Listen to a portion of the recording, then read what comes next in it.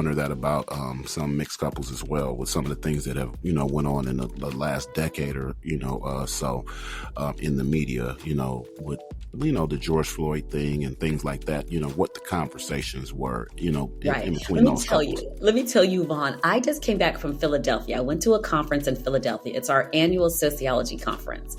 And I was on a panel. And at first, I really felt like I was out of place, Vaughn, because I was talking about singlehood.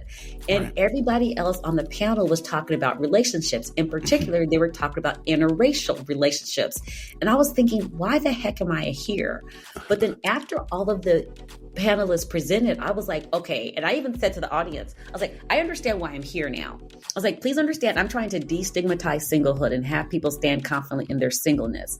Right. But you have these people that are in these interracial relationships, and the ones that presented, I'm not saying all interracial relationships, that were overtly racist. And in some ways, they were just trash relationships because the person wouldn't have negative views towards their spouse who possibly was Black, but they had this overall real negative views about Black, maybe people.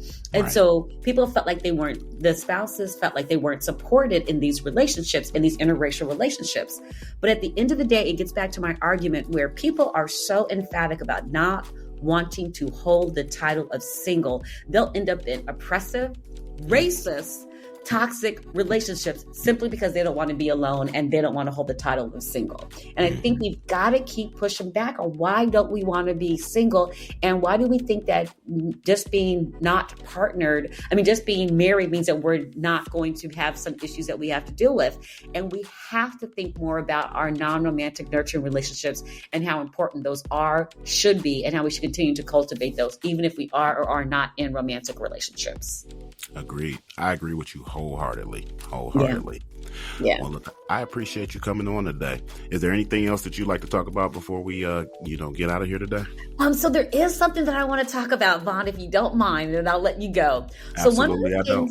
Okay, right. So one of the things there was one argument I make in the book. It's this theoretical argument, and I thought people were going to push back on it, and they don't. And I don't want to bother you with that.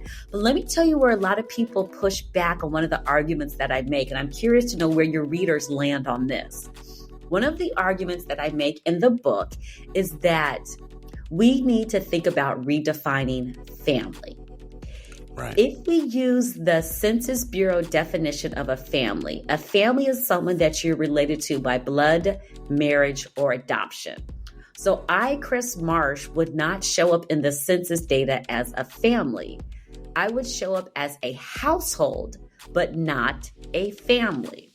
Wow. Here is why I think I should be able to show up in the census data, and we need to think about the term family. Because I think if we don't redefine family, we could be discriminating against people in plain sight. Let me give you 3 examples. But let me also hearken back to the argument that I made before. I said we have to understand the structural part of singlehood. We have to understand how structural forces or racism has constrained my personal choices. And then, because I have a constrained dating pool to choose from if I want to marry another heterosexual Black male. Right. And then institutions aren't allowing me to be defined as a family and get some of the benefits that family gets. That's highly problematic for me. So 3 ways in which I think people might be discriminated against singles in plain sight. Now, one's benign, but I think people will get it. I want to get a discount on my one cell phone at Verizon. Right. I want my discount. Right? Okay. I don't disagree. Am I right? Slightly more egregious example. I don't want to pay more for a single occupancy than double occupancy when I go on vacation. Right. I have been around the world doing my book tour, and I was on sabbatical. So I wanted to, decompress, but single occupancy is more expensive than double occupancy. And an egregious example where every listener is probably going to shake their head on this one is the tax structure. There's a singlehood penalty built into the tax structure. So I want to be able to, there's a great book by Dorothy Brown. She's out of the law tradition. And the book is called The Whiteness of Wealth. And one of the arguments that Dorothy Brown makes is that everybody should file as single. And I'm like, yes, Dorothy Brown, I wholeheartedly buy your argument. But if we don't file as single, I want everybody to be able to file as family. And I want to file as the Kris Marsh family and get my tax break as a family. Right. But as sure as my name is Kris Marsh, Vaughn, I promise you, people are like, oh no, family constitutes, or it connotes more than one person. So there's no way you could be a family of one, or that's just a very traditional term. We can't change tradition. I was like, okay, but it's definitely something to think about. It is absolutely something to think about. But people don't like when you start talking about changing words and terms. And I'm not so much sold on changing the word or the term, but I am sold on me not being disadvantaged because I don't have the family title. I want the same benefits that the family get. You don't have to call me a family, but give me the same benefits. I agree. So that's where people push back, and I'm curious to know what your listeners have to say about that. Yeah, I agree. I think you should reap the same tax benefits. If you pay just as much taxes as somebody, or more taxes than a family of three, why shouldn't you, right? That's what I think. Yeah, you're gonna have to raise a stink about that one. We might have to get some fuel behind that. Right. Well, it's funny because I'm actually coming to Michigan and I'm doing a talk at the School of Public Policy because I think there's some true policy implications in the book, and that's one of the real policy implications. Okay, no, go ahead and plug it all the way. Tell them where the School of Public Policy is at. It's at the University of Michigan, Ann Arbor campus. I'm going to be there October 2nd and 3rd. When I get more information, I will definitely send it out to Vaughn, and I hope to see some of the listeners there. Please do come and let's have the conversation. Absolutely. We'll have more information on our website about that as well, too, and on our Linktree page, too. Great. Okay, so the other thing I want to say before I go is, and I promise this really is the last thing.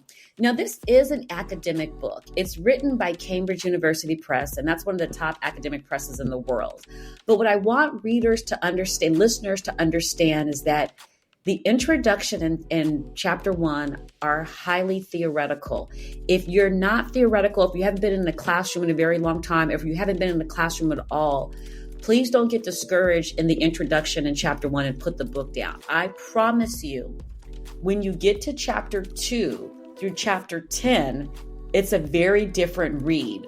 So much so, I wrote the book. I'm the author of the book, and I was bored out of my mind when I was trying to copy edit the introduction and chapter 1, and I wrote the book. It took me an entire day to copy edit the introduction in chapter 1. I was able to read the rest of the book, chapters 2 through 10, the very next day. So if you get a little frustrated, or if it feels like it's just a lot of like academic jargon or academic words, just peruse it to get the general argument of what I'm saying, and then move on to chapter 2. And chapter 2 will be a very different read.